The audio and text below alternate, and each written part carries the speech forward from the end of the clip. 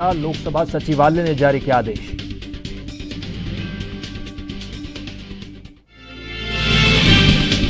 बंगाल में ममता सरकार ने दी ढील, 16 जून से बढ़ाकर 30 जून तक लगा प्रतिबंध। खुलेंगे सरकारी निजी कार्यालय, लेकिन नहीं चलेंगी लोकल ट्रेन और मेट्रो।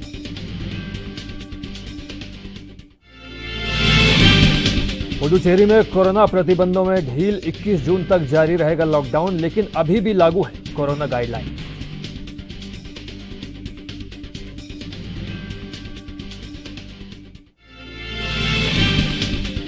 बीजेपी 2 लाख शहरी ग्रामीण इलाकों में महिलाओं और युवा कार्यकर्ताओं को देगी ट्रेनिंग। कोरोना राहत कार्यों का होगा विस्तार।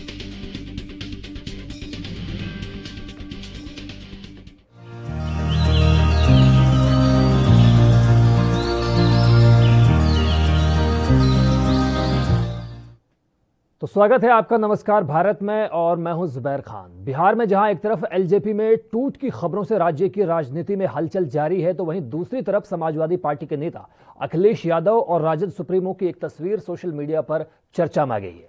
दरअसल सोमवार को यूपी के पूर्व मुख्यमंत्री अखिलेश यादव ने दिल्ली में राष्ट्रीय जनता दल सुप्रीमो यानी लालू प्रसाद यादव के साथ मुलाकात की, जिसके बाद से ही यूपी में आगामी विधानसभा चुनाव को लेकर अटकलों को हवा मिल गई है। माना जा रहा है कि यह मीटिंग यूपी में किसी बड़े बदलाव का संकेत है।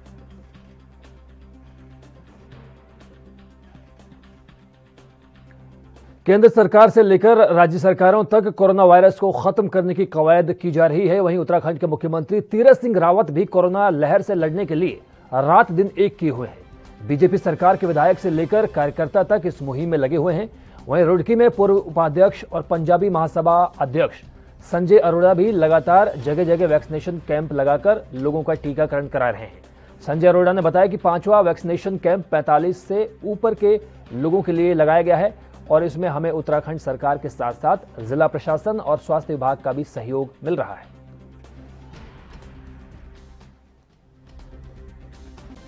जो आवास विकास चौक पे इम्पैक्ट लैब है, ये हमारे छोटे भाई हैं शुभ, इनकी इम्पैक्ट लैब पे हमने वैक्सीनेशन 5वां वैक्सीनेशन कैंप लगाया है। ये भारतीय जनता पार्टी, पंजाबी कल्याण महासभा, रुड़की विकास मंच और समर्पण जन कल्याण समिति रुड़की, समर्पण को तो आप जानते ही होंगे, मैं उसका संरक्षक भी हूँ।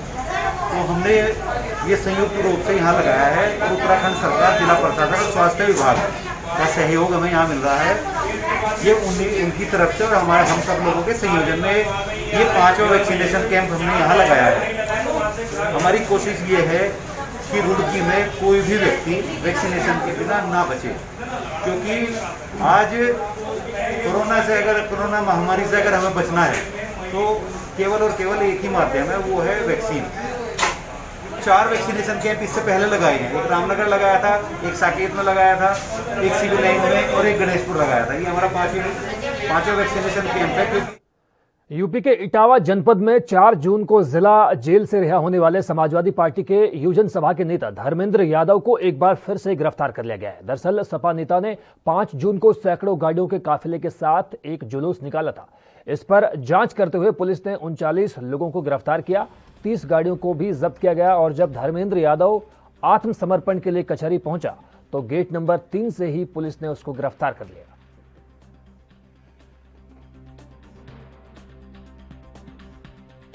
उससे पूछताछ मेरी टीम कर रही है। जो भी तथ्य निकल के आएंगे और जो भी अन्य लोग इसमें शामिल होंगे, अभी लगातार उस पर कार्रवाई चलेगी। सर, दूसरे लोगों के खिलाफ मुकदमा था, 39 की अरेस्टिंग है, बाकी लोगों के लिए क्या गाड़ियां तो पकड़ी गई हैं? इसमें कुछ गिरफ्तारियां और गाड़ियों का जब्तीकरण जनपद औरैया का, चूंकि ये रहने वाला था, वहाँ से बहुतायत संख्या में गाड़ियाँ आई थी, लोग आए थे, वहाँ पे अलग से अभियोग पंजीकृत किया गया है और उस पर कार्रवाई की जा रही है। क्या ऐसी जानकारी मिल पा रही है कि ये समाजवादी?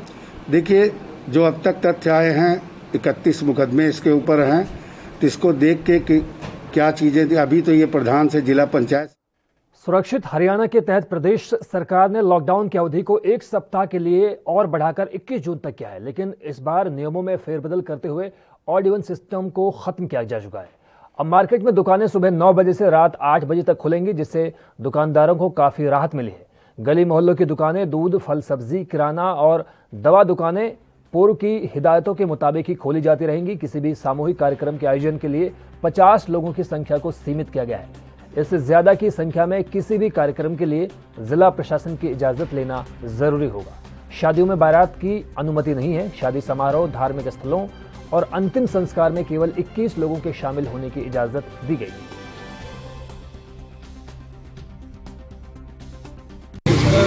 सरकार का बहुत अच्छा फैसला है। ये जो महामारी, इसके लिए हमें अपना ध्यान रखना चाहिए और लोगों का ध्यान रखें, डिस्टेंस मेंटेन करना चाहिए और मास्क लगाना चाहिए। ये सब सरकार ने करा, बहुत अच्छा किया है। ये हमें भी ध्यान रखना चाहिए, नहीं तो बीमारी दोबारा भी आ सकती है। ये चीज़ों का बहुत ध्यान रखना चाहिए और सभी को बीमारी से बचना चाहिए। और जो सरकार ने ये भी ऐलान जो घोषणा की है कि जो शादी कार्यक्रम में 21 लोग ज़्यादा नहीं होंगे, जो वैसे अन्य कार्यक्रमों में 50 लोग ज़्यादा शामिल नहीं होंगे, अनुमति लेनी होगी। कैसा फैसला है? बहुत अच्छा फैसला है सर। ये अगर ये नहीं हो पाएगा तो बीमारी दोबारा बढ़ने का चांस है। ये जो बहुत जरूरी गाइडलाइंस जो सरकार की है, जरूर हमें पालन करना चाहिए। लोग से क्या अपील करते हो कि बाजार में जिस तरह से ग्राहक बढ़ेंगे और ज़्यादा किस तरह सावधानी? लोगों से ये अपील करेंगे कि देखो, जो सरकार का फैसला बहुत अच्छा फैसला है, इसके लिए हमें बहुत ध्यान देना चाहिए और मास्क जरूर लगाना चाहिए और डिस्टेंस मेंटेन रखना चाहिए। देखिए, मैं ये कहूँगा कि 9 से लेकर 7 का नहीं, 9 से लेकर 8 बजे तक का समय है जो हमारे पढ़ने में आया है। पर मैं तो सरकार से यही अपील करूँगा कि ये समय रेगुलर रूटीन में ही रहना चाहिए। 8 बजे के बाद मार्केट बंद होनी चाहिए। और मेरी सरकार से एक गुजारिश है कि हर रविवार को भी एक छुट्टी निर्धारित की जाए, जिससे दुकानदार अपने परिवार को समय दे सके। किस तरह से अब कोविड के नियमों का पालना करेंगे, क्योंकि दुकानदार हैं आप और ग्राहक अब ज़्यादा आएंगे क्योंकि पूरे बाजार खुल दिए गए हैं? कोविड के नियमों की पालना ये है, अगर हम ज़मीनी हकीकत की बात करें तो आप लगा के चलो 50% 60% लोगों ने मास्क उतार दिए हैं, जो कहीं ना कहीं हमारे लिए फिर परेशानी का कारण बन सकते हैं। तो हम ये लोगों से यही अपील करेंगे कि बुंदेलखंड के चरखारी से पूर्व सांसद गंगाचरण राजपूत ने नवनिर्वाचित प्रधानों के साथ बैठक कर एक बार फिर पृथक बुंदेलखंड राज्य की हुंकार भरी है। ये पहला मौका है जब केंद्र में यूपी को 3 भागों में विभाजित करने की सुगबुगाहट को देख रहे लोगों में एक बार फिर दिलचस्पी बढ़ी है। सबसे पहले बुंदेलखंड में अलग राज्य की मांग ने जोर पकड़ना एक बार दोबारा से शुरू किया है। यही वजह है कि पूर्व सांसद गंगाचरण राजपूत ने अपने तमाम समर्थकों के साथ एक मंच पर आकर बुंदेलखंड को राज्य बनाने की पहल शुरू कर दी है।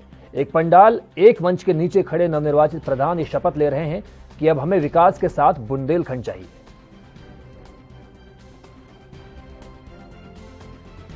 लोगों की भावनाओं को हमारे देश के यशस्वी प्रधानमंत्री माननीय श्री नरेंद्र मोदी जी भली भांति समझते हैं और मुझे विश्वास है अपने देश के प्रधानमंत्री जी के ऊपर कि अगर हमारे बुंदेलखंड के लोगों की जो भावनाएं हैं वो उसको जरूर पूरा करेंगे।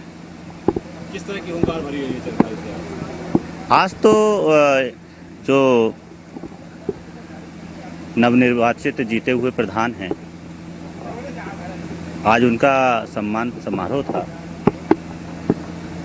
कोरोना काल की वजह से किसी भी प्रकार के कार्यक्रम नहीं हो पाए। यहाँ के सभी कार्यकर्ताओं की ये चाहत थी कि जो जीते हुए नए युवा प्रधान हैं, एक मंच के माध्यम से सभी उन नौजवान प्रधानों को, नए प्रधानों को बीटीसी। खबर यूपी के आगरा से है, जहां वीकेंड लॉकडाउन के बावजूद भी स्विमिंग पूल्स को धड़ल्ले से खोला जा रहा है। सिर्फ इतना ही नहीं, इन स्विमिंग पूल्स में सैकड़ों की संख्या में भीड़ उमड़ रही है। साथ ही कोरोना गाइडलाइंस का भी जमकर मखौल उड़ाया जा रहा है। ताजनगरी आगरा के तिरुपति क्लब स्विमिंग पूल का ये वीडियो है, जहां मास्क और सोशल डिस्टेंसिंग तो दूर, एक ही स्विमिंग पूल में नहाते हुए दर्जनों लोग नजर आ रहे हैं। आपको बता दें कि कुंभ स्नान के बाद जो उत्तराखंड में कोरोना की लहर आई थी, वो किसी से छिपी नहीं है। बावजूद इसके प्रशासन की नाक के नीचे इस तरह के स्विमिंग पूल्स धड़ल्ले से खोले जा रहे हैं और लोग ऐसे स्विमिंग पूल्स का आनंद भी ले रहे हैं।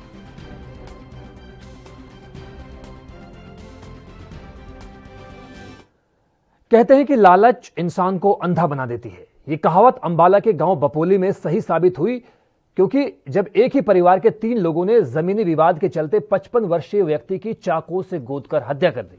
मृतक जसवंत सिंह के भतीजे जगतार सिंह ने पुलिस में शिकायत देकर आरोप लगाया कि गांव में आबादी की जमीन है, जिस पर गांव के करम सिंह ने कब्जा कर रखा था और उस जमीन पर जब पीड़ित पक्ष का नंबर आ रहा था तो इसी बात को लेकर पहले भी दोनों पक्षों में कहासुनी हो चुकी है। लेकिन उस जमीन की शनिवार को निशानदेही होनी थी। दोनों पक्षों में फिर बहस हुई और जसवंत पर तीनों तरफ से हाथापाई की गई और चाकुओं से हमला बोल दिया गया। इस मौके पर आरोपी फरार हो गए, जिसके बाद लहूलुहान हालत में जसवंत को अस्पताल में भर्ती करवाया गया, जहां डॉक्टर्स ने उसे मृत घोषित कर दिया। बहरहाल परिजनों की तहरीर पर पुलिस मामले की तफ्तीश में जुटी है।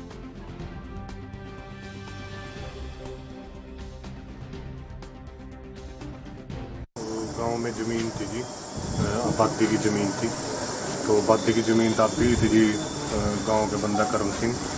तो ज़मीन जो दाबी थी उसमें हमारा नंबर है जी, नंबर की ज़मीन गुजर रही थी। एक इन्होंने जी हमारा जो ज़मीन में रास्ता लग रहा था उसमें तारा लै दी गई, तार तो लेकर रास्ता ब्लॉक कर दिया था। जो उस रास्ते पीछे कल बातचीत हुई भी हमारा रास्ता छोड़ दो, ठीक है जी, भी आपकी जो बात थी आप अपनी पूरी करो, हमारा रास्ता छोड़ दो।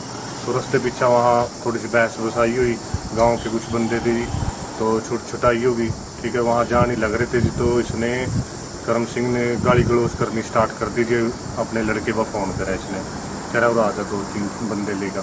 तो ये वहाँ आया जी, हाथापाई होगी, हाथापाई में जी इसने आज बपोली गाँव के अंदर ज़मीन की निशानदेही थी, पहले ही हुई थी, वो दोबारा निशानदेही हुई थी 12 से कौन थी, और वो हो गई निशानदेही ठीक ठाक से। उसके बाद 2 बजे के आसपास ये दोनों पक्ष दोबारा मौके पर आ गए थे। इनकी वहाँ कहा सुनी दोनों आपस में, उस दौरान की उससे बहस हुई और फिर इनकी झगड़ा हो गया वहाँ पर, और उस झगड़े में इसको। यूपी के हापुड़ में जीआरपी में तैनात कांस्टेबल सचिन तोमर ने एक महिला यात्री का 5 लाख रुपए से भरा बैग लौटाकर मानवता की मिसाल पेश की। दरअसल हापुड़ की रहने वाली एक महिला यात्री गाजियाबाद जा रही थी, तभी वो अपना 5 लाख की नकदी से भरा बैग हापुड़ रेलवे स्टेशन पर भूल गई। वहीं जब कांस्टेबल स्टेशन पर गश्त के लिए निकले तो उनका रुपयों से भरा बैग मिला, जिसको कांस्टेबल ने वापस लौटा दिया। वहीं कांस्टेबल के इस काम की सभी लोग जमकर तारीफ कर रहे हैं।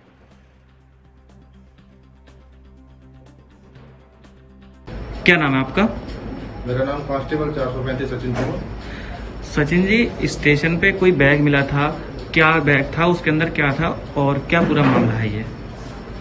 दरअसल मैं ड्यूटी पे था यहाँ पे आज सुबह, तो मुझे सूचना मिली कि एक काले रंग का बैग जो प्लेटफॉर्म पर रखा हुआ संदिग्ध लावारिस बैग था।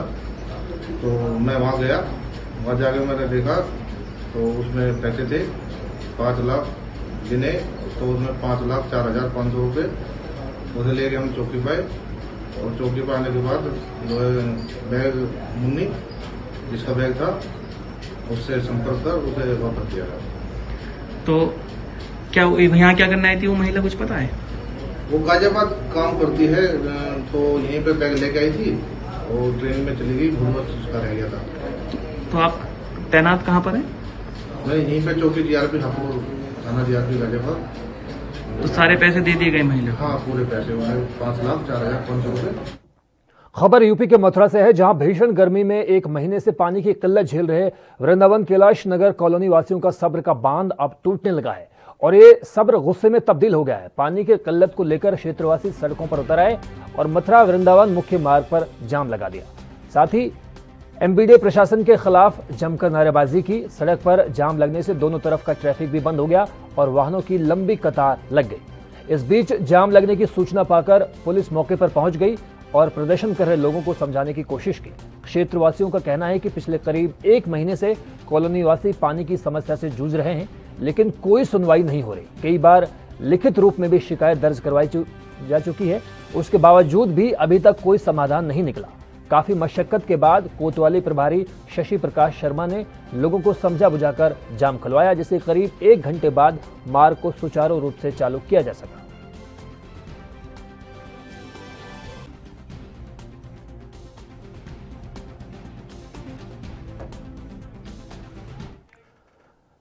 तो और इस वक्त रुक करेंगे एक बड़ी खबर का, जो उत्तर प्रदेश से सामने आ रही है। जी हां, यूपी से ये बड़ी खबर एनबी टीवी स्क्रीन पर मौजूद,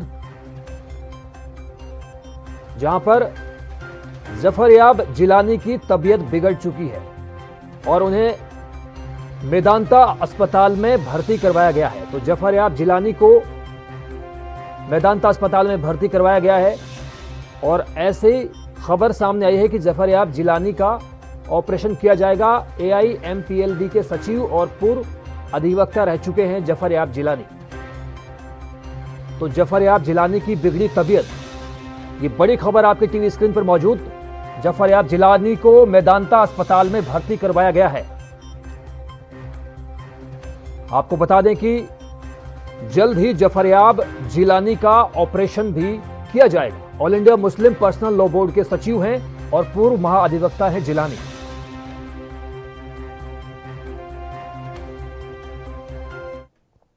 पंजाब में बटाला थाना क्षेत्र के डबौली गांव में उस वक्त सनसनी फैल गई जब 29 साल की विवाहिता का शव उसके घर के अंदर फांसी के फंदे से लटका मिला। मृतक के मायके वालों का कहना है कि जब हम अपनी बेटी से मिलने आए तो हमने देखा कि हमारी बेटी का शव कमरे में था। कथित तौर पर उसके पति और ससुराल वालों ने पीट कर उसे मार डाला और छत से लटका दिया, जिससे आत्महत्या का मामला लगता है। उन्होंने कहा कि वो और उनकी बेटी इंसाफ चाहती हैं और दोषियों को दंडित किया जाना चाहिए।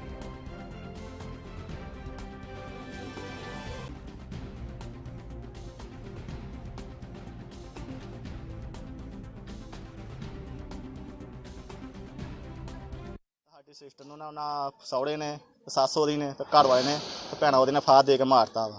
थले कुर्सी भाई डट्ठी नहीं जी तो तुम जाके वेख सकते जो। तो राती अं बड़े वधिया आए, पहले 3-4 मिल के गए तो मनेड़े वेख्या तुम फचा गुरुद्वारा आते गुरुद्वारे कितना चल गई कि गुरुद्वारे गई होंगी तो फाह कितना लिया उन्हें तो उन्होंने फाह देता भाजी। इस करके वेखो साड़ी सुनवाई होनी चाहिए।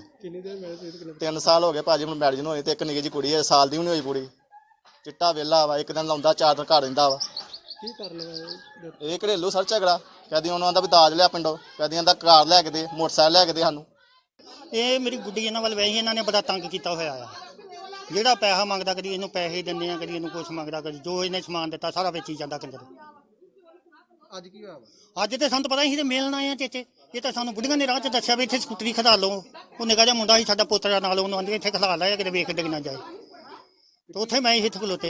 साडे को सुबह इंफॉर्मेशन आई सी कि राजवंत कौर पत्नी रविंदर सिंह वासी पिंड दाबावाल जिसने फाह लैके उसकी मौत हो गई सी और इस दे संबंध विच लड़की का जो पेका परिवार आ वो भी इत्थे पिंड विच आया और असीं उन्हां दे बयान लैके जो अगे बनदी कानूनी कार्रवाई आ वो कर रहे हैं। सर आत्महत्या का की कारण लगता है? ये वेरीफाई करांगे जो पोस्टमार्टम रिपोर्ट आउंदा आ रिपोर्ट आएगा ਉਹਦੇ ਵਿੱਚ जो ਅੱਗੇ ਫਾਈਂਡਿੰਗਸ ਹੋਣਗੀਆਂ। बाकी जो पीड़ित परिवार का बयान है ਉਹਦੇ ਮੁਤਾਬਕ ਕਾਨੂੰਨੀ कार्रवाई करांगे। उत्तर प्रदेश बाल संरक्षण आयोग के अध्यक्ष डॉक्टर विशेष गुप्ता ने सोमवार को मुरादाबाद मंडल के मुरादाबाद, रामपुर, बिजनौर, अमरोहा संभल के तमाम प्रशासनिक अधिकारियों के साथ मुरादाबाद के सर्किट हाउस में मीटिंग की। इस दौरान विशेष गुप्ता ने अनाथ बच्चों के लिए 2 जून को लागू की गई मुख्यमंत्री बाल सेवा योजना कार्यक्रम की समीक्षा करने के साथ ही योजना के बारे में जानकारी दी। डॉक्टर विशेष गुप्ता ने जानकारी देते हुए बताया कि कोविड काल में अनाथ बच्चों को 10 वर्ष तक के बच्चों को इस योजना के तहत 4,000 रुपये मासिक का सीधे लाभ पहुंचाया जाएगा।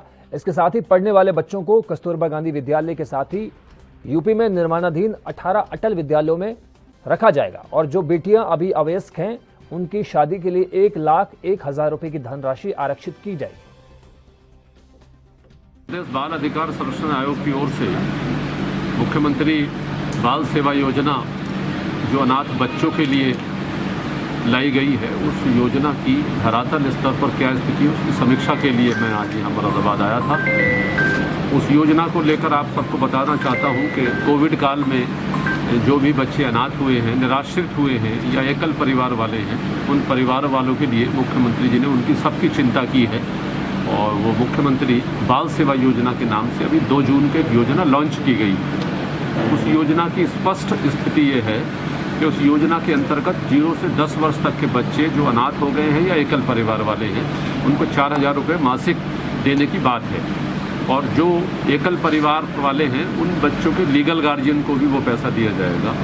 और ऐसी बच्चियाँ जो अवयस्क हैं, जो पढ़ना चाहती हैं या पढ़ रही हैं, उन बच्चियों को हम कस्तूरबा गांधी विद्यालय और जो हमारे पूरे उत्तर प्रदेश में 18 अटल आवासीय विद्यालय बन रहे हैं उनमें उन बच्चों को रखा जाएगा। जल संकट का खतरा मंडरा रहा है। राज्य जल समस्या के मुहाने पर पहुंच गया है और यही हालात रहे तो लोगों को पानी के लिए तरसना होगा। प्रदेश के 60% हिस्से में भूजल स्तर काफी नीचे चला गया है और राज्य का बड़ा हिस्सा रेड कैटेगरी में पहुंच गया है। हरियाणा के 22 जिलों में से 14 में भूजल काफी नीचे चला गया है। 7 जिले ऐसे हैं जहां जल भराव और जलीय लवणता की समस्या है। राज्य में अंधाधुंध भूजल के इस्तेमाल से साल 2004 में 114 ब्लॉक्स में 55 ब्लॉक और रेड कैटेगरी में आ चुके हैं, जो करीब 48% है। 2020 में 141 ब्लॉक्स में से 85 ब्लॉक्स रेड कैटेगरी में पहुंच गए, जो कि राज्य का 60% हिस्सा है। हरियाणा सरकार ने गिरते भूजल के खतरे को भांपते हुए किसानों से सूक्ष्म सिंचाई परियोजना को अपनाने का आह्वान किया।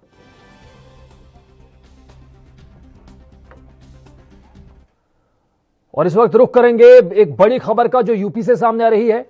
जी हां, उत्तर प्रदेश से ये बड़ी खबर, जहां पर 9 आईपीएस अधिकारियों के तबादले किए गए हैं। मेरठ समेत 6 जिलों में नए पुलिस कप्तान नियुक्त किए जाएंगे। यूपी से ये बड़ी खबर एएनबी की टीवी स्क्रीन पर मौजूद अजय कुमार साहनी बने हैं जौनपुर के नए एसपी। प्रभाकर चौधरी को मेरठ के एसएसपी का जिम्मेदारी दी गई है। पवन कुमार को मुरादाबाद का एसपी नियुक्त किया गया है। अगर बात करें कौशाम्बी की, तो कौशाम्बी की जिम्मेदारी रहेगी राधेश्याम पर, जिन्हें एसपी कौशाम्बी नियुक्त किया गया है। इसके अलावा सिद्धार्थ शंकर मीणा जो है रेलवे प्रयागराज के नए एसपी नियुक्त किए गए हैं। अजय कुमार साहनी जौनपुर के नए एसपी बनाए गए हैं। तो ये बड़ी खबर आपकी टीवी स्क्रीन पर मौजूद। यूपी में 9 आईपीएस अधिकारियों के तबादले का ऐलान राज्य सरकार ने किया है। मेरठ समेत 6 जिलों में नए पुलिस कप्तान नियुक्त किए गए हैं।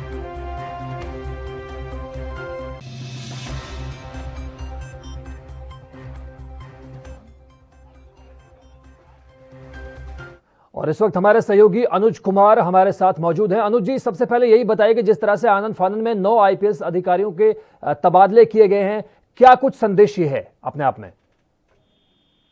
देखिए जुबैर, अभी से नहीं तबादले जो चल रहे हैं, बीते अगर 3 दिन से देखेंगे तो अभी पीसीएस के भी तबादले हुए थे, फिर अभी देखेंगे तो आप आईएएस के भी तबादले हुए थे। अब जो तीसरी जो तबादले हुए हैं वो है आईपीएस के तबादले, जो कि 9 है। लॉ एंड ऑर्डर को देखते हुए, क्योंकि चुनाव अब बीते 8 महीने रह गए हैं, तो ऐसे में लॉ एंड ऑर्डर को दुरुस्त करने के लिए इस तरह की कवायदें तेज हो गई है। क्योंकि इससे पहले आईएएस और पीसीएस ये 2 के तबादले हो चुके हैं, जिसमें सबसे महत्वपूर्ण है कि अजय कुमार साहनी, जो कि अभी तक मेरठ से कई छिपकों की घटनाएं सामने आई थी, जौनपुर किए गए हैं। फिर अगर आप नजर डालें तो 2010 के प्रभाकर चौधरी, जो मुरादाबाद यानी पश्चिमी उत्तर प्रदेश पड़ता है, उसको भी मेरठ ट्रांसफर किए गए। तो थोड़ा सा अगर नजर डालेंगे तो पश्चिमी उत्तर प्रदेश जितने भी आईपीएस है, जिनके लॉ एंड ऑर्डर की सिचुएशन थोड़ी सी सुनने में तो आ रही थी कि थोड़ी सी खराब चल रही है, तो उनको फिलहाल तबादले किए गए हैं। आने वाले समय में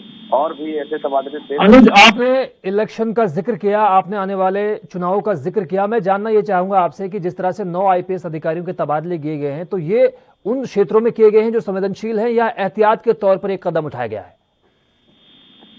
मैंने बताया ना कि पश्चिमी उत्तर प्रदेश की अगर नजर डालें तो उसमें कई जिले ऐसे हैं कि जो पश्चिमी उत्तर प्रदेश से आते हैं। अब कुछ जिले जो कि महत्वपूर्ण है पूर्वी उत्तर से आते हैं, उनको एहतियात के तौर पे ही किया गया, क्योंकि चुनाव नजदीक है। और आज से ही आप देखेंगे तो जिला पंचायत अध्यक्ष और ब्लॉक प्रमुख का चुनाव आज से स्टार्ट भी हो गया है, क्योंकि महत्वपूर्ण है। तो इसी को लॉ एंड ऑर्डर को दुरुस्त करना, जैसे कहीं भी कोई भी प्रॉब्लम ना क्रिएट हो, तो उसको देखते हुए भी एक बड़ा इनिशिएटिव उठाया गया। क्योंकि अभी आईएएस और पीसीएस, अब आईएएस लॉबी को इन्होंने अभी फिलहाल ट्रांसफर किए गए हैं। लखनऊ से अनुज कुमार जी, आपका इस जानकारी को हमारे साथ साझा करने के लिए बहुत बहुत शुक्रिया।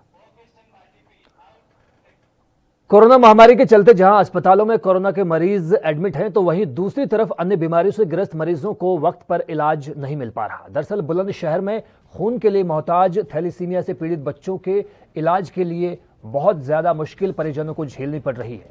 यहाँ बच्चों के लिए ना तो खून मिल पा रहा है और ना ही उनका इलाज वक्त पे हो रहा है, जिससे परिजनों को अब बच्चों की चिंता सताने लगी है। इस मौके पर जिला अस्पताल पहुंचे परिजनों ने आरोप लगाते हुए कहा कि माकूल फंड मिलने के बावजूद जिला अस्पताल में थैलीसीमिया पीड़ित बच्चों को जरूरी सुविधाएं मुहैया नहीं है। अगर उनके बच्चों को कुछ हो गया तो इसके लिए अस्पताल प्रशासन सीधे तौर पर जिम्मेदार होगा।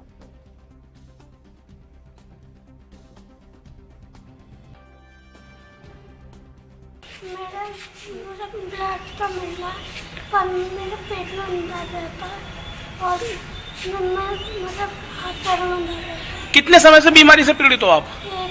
मतलब जब से पीली से नहीं चल रहा। कितना समय से बीमार रहते हो आप? कितना समय हो गया? मेरे बेटे को एलईसी में आए, एलईसी में मेजर।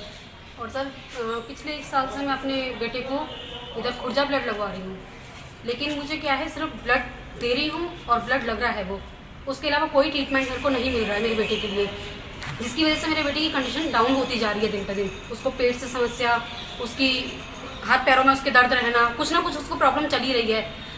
अभी मैं चाहती हूँ कि मुझे सरकार की तरफ से कुछ ऐसी सुविधा मिले कि जिसको मैं अपने बेटे को लेकर के ट्रीटमेंट उसका बराबर चलता रहे। जो सुविधा मुझे आज से पहले दिल्ली में मिलती थी वो मुझे यहाँ पर मिला है।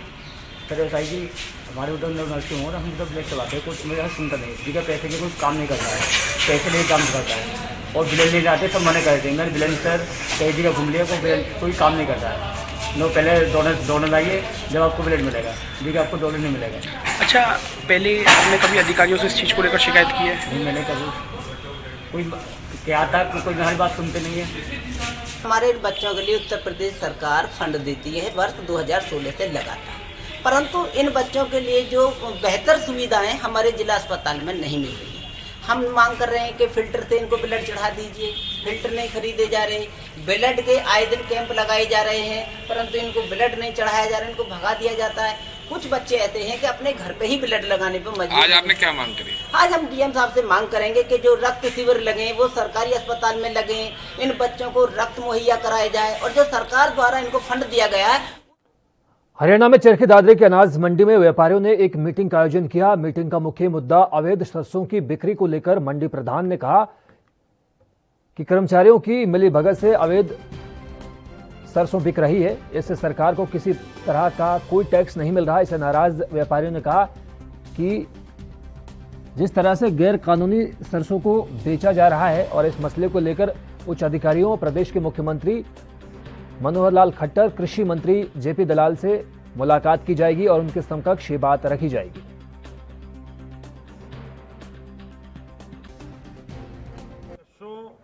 मंडी में 2 महीने सही काम चला, अप्रैल और मई 15 मई तक मंडी में सही काम चला और जो सरसों में अब अवैध सरसों की जो बिक्री होने लग रही है उसके बारे में अनाज मंडी व्यापार मंडल की जनरल हाउस की मीटिंग बुलाई गई। इसमें ये फैसला लेंगे जो मंडी से बाहर माल बिकेगा उसको बिल्कुल नहीं बिकने देंगे।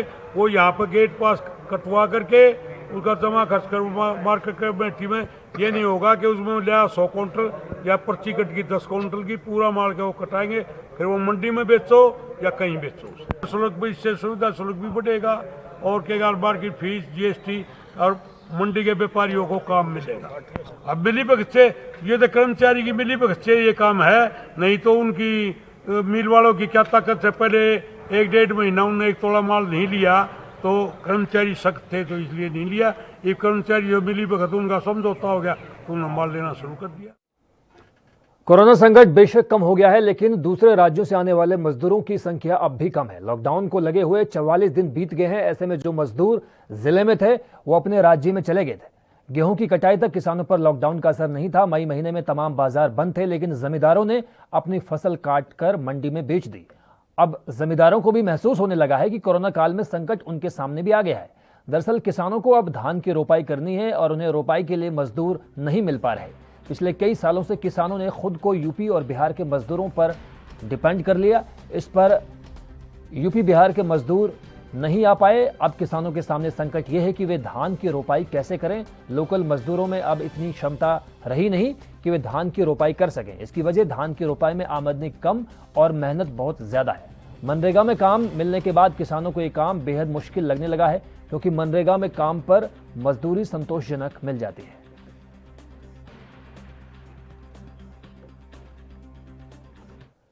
यूपी के आगरा में आगरा लखनऊ एक्सप्रेस वे पर उस वक्त अफरा तफरी का माहौल पैदा हो गया जब बिहार से पंजाब जा रही बस डिवाइडर से टकराकर पलट गई, जिससे आधा दर्जन से ज्यादा यात्री घायल हो गए, जिन्हें चिकित्सालय में भर्ती करवाया गया। जानकारी के मुताबिक बस बिहार से पंजाब जा रही थी और बस ड्राइवर को नींद की झपकी आ जाने से डिवाइडर से टकरा गई। यह हादसा उस वक्त हुआ जब तमाम मरीज जो है बिहार से पंजाब आ रहे थे। फिलहाल मरीजों का इलाज अलग अलग अस्पतालों में चल रहा है।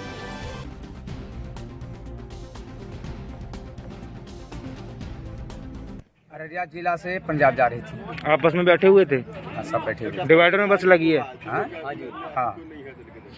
हादसे में लगभग कितने लोग घायल हैं? लगभग 10। 10 आप लोगों को चोटें आई हैं। इंटरनेशनल क्रिकेट काउंसिल ने रविवार को वर्ल्ड टेस्ट चैंपियनशिप से पहले आईसीसी हॉल ऑफ फेम में 10 खिलाड़ियों को शामिल किया। इन 10 क्रिकेटरों ने टेस्ट क्रिकेट के इतिहास में अभूतपूर्व योगदान दिया। इन 10 खिलाड़ियों के शामिल होने के साथ ही इस प्रतिष्ठित सूची में शामिल होने वाले क्रिकेटर्स की संख्या 103 हो जाएगी। भारत के left arm spinner Vinoo Mankad को इसमें जगह दी गई है। इसमें 5 युगों के 10 खिलाड़ियों को शामिल किया गया है। वीनू मांकड को दूसरे वर्ल्ड वॉर के बाद के युग के लिए चुना गया है। यह युग 1946 से लेकर 1970 तक का है। वीनू मांकड के अलावा इंग्लैंड के टेंट डेक्स्टर को भी इस युग के दौरान आईसीसी हॉल ऑफ फेम की लिस्ट में शामिल किया गया है। वीनू मांकड की बात करें तो उन्होंने 44 टेस्ट मैच खेले। इसमें मांकड ने 31.47 की औसत से 2109 रन बनाए। उन्होंने 44 टेस्ट मैचेस में 32.32 की औसत से 162 विकेट चटकाए। वहीं बाएं हाथ के स्पिनर थे और उनकी गिनती भारत के महान ऑलराउंडर्स में होती है।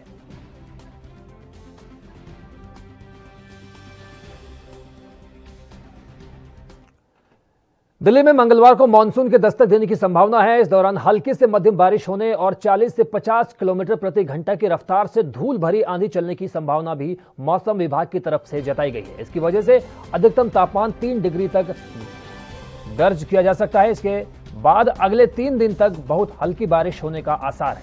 बारिश का ये दौर 18 जून तक जारी रहेगा। उसके बाद तापमान में 1 से 2 डिग्री की बढ़ोतरी हो सकती है।